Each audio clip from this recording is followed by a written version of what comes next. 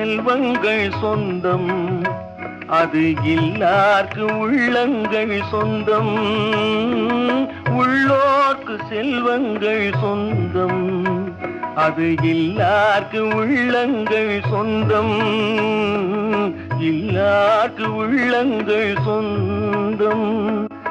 இல்லாத இடம் தேடி வருவான் நம் எல்லோருக்கும் தந்தை இறைவன். இறைவன்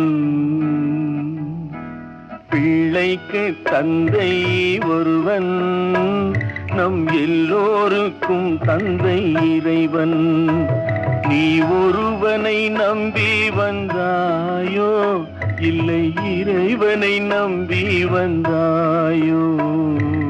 பிள்ளைக்கு தந்தை